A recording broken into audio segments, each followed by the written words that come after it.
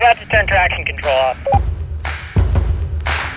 She's a queen with a forced 5 horsepower, kicking up dust at the seams. She's a story mama told you not to touch, but you can shake your curiosity. Hey, this is Jimmy with Index Suspension. I've always had an interest in suspension, like long before I even, went to school to be an engineer. I graduated from the University of Washington in 2014 with a degree in mechanical engineering. After graduating, I went and worked in aerospace for a little bit before moving on to the product development world. Founded a brand called Cascade Components that specializes in aftermarket mountain bike suspension linkages. Funny enough, that is what inspired the start of Index Suspension. So this part right here, this is the shock eyelet.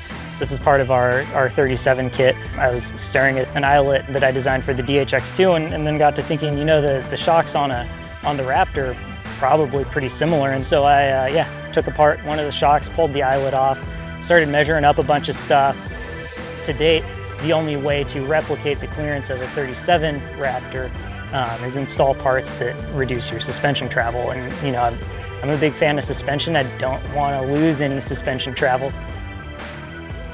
The moment I realized that was possible, I was like, oh, I gotta do this.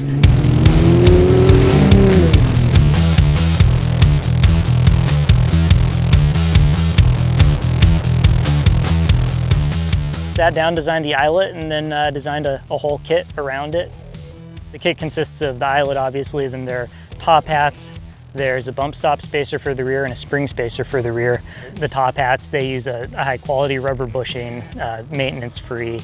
You don't have to worry about corrosion, anything like that. The shock eyelets, they use the same bushing that the stock shocks have, you just transfer them over.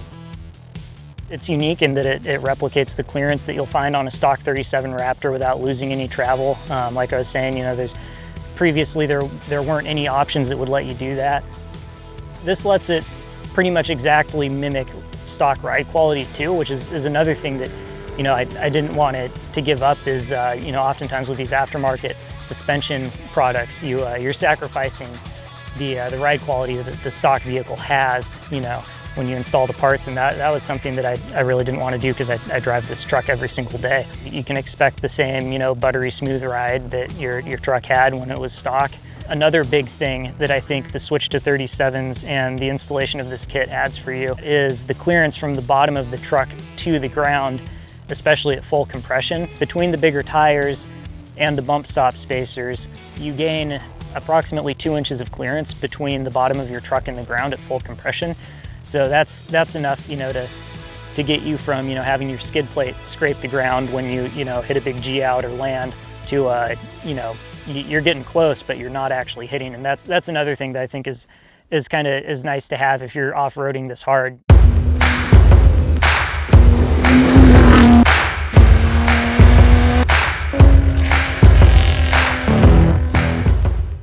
I've always had an interest in any vehicle, getting operated off of pavement. I don't know why, for my entire life, that has just been more interesting.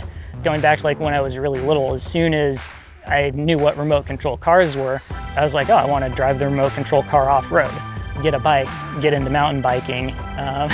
So pretty much everything with wheels, it turned into, I want to do it off-road. So yeah, as soon as I started driving, I started, figuring out what I could and could not drive over. Where did the name Index Suspension come from? It came from two things. Part of the name came from, just designing, programming, machining parts, creating features that are used as indexes. And then another portion of the name just came from, there's a town in Washington called Index. I think that little section of Highway 2 is a cool little area, so I was like, oh, this is kind of convenient, there's this name that's relevant to the part itself and then, has a geographic tie that I like.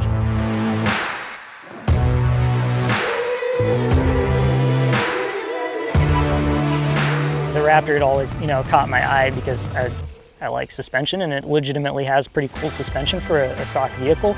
Since I design suspension linkages day in and day out, that was something that really drew me, was the 5-link rear end on the Gen 3 Raptor, just because it rides so smooth. it'll go real fast. It's pretty sweet.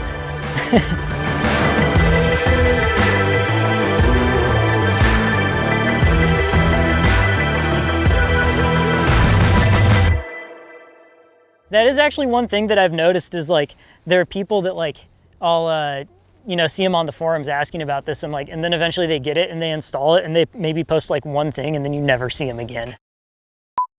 It'll keep you off the forums.